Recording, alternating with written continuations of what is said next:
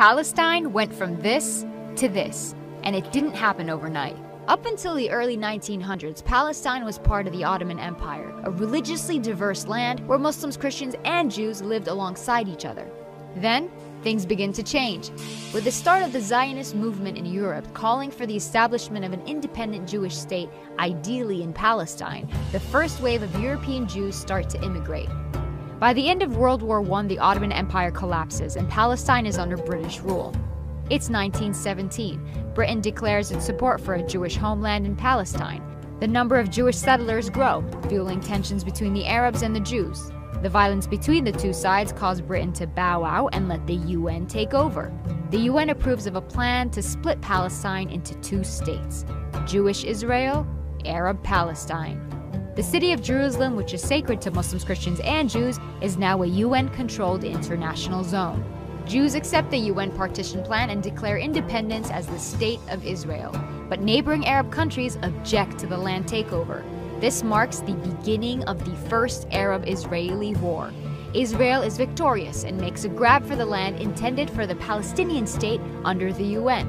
The land gets divided into three parts. Jordan occupies the West Bank and East Jerusalem, Egypt occupies Gaza, and the State of Israel takes 78% of historic Palestine, including West Jerusalem. 700,000 Palestinians become refugees as a result, and the day is remembered as Al-Nakba, the catastrophe. It's 1967. The Six-Day War breaks out between Israel and neighboring Arab countries, and by the end of it, the map looks something like this. Palestine is now fully occupied by Israel. Despite the absence of a formal peace treaty, things start simmering down. Then Israelis start settling into Gaza and the West Bank, resulting in an Israeli-Palestinian struggle that gives rise to the PLO, the Palestinian Liberation Organization. Their main goal? To liberate Palestine from Israel by any means necessary. Fighting goes on for years. The PLO eventually accepts dividing the land between Palestine and Israel, but the conflict doesn't end there. More settlers make their way into Israeli-occupied Palestinian territories. The international community considers this illegal.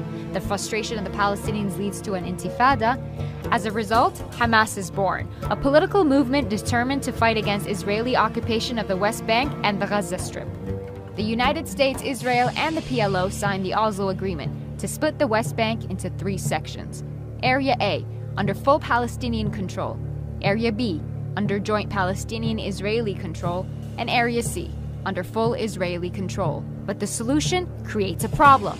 Area C contains the majority of West Bank's agricultural land, water, and minerals. Palestinians have limited access to these. Further peace talks prove unsuccessful.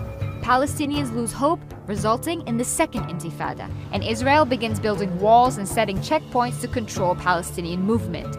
It's 2005. Israel withdraws from Gaza, but continues settlements in the West Bank. Hamas gains power in Gaza and splits from the Palestinian Authority, seeing it as being too secular. The West Bank and Gaza are now under separate leadership. Israel imposes a blockade restricting any form of movement by land, air, or sea. It's 2017, and this is the current situation of Palestine.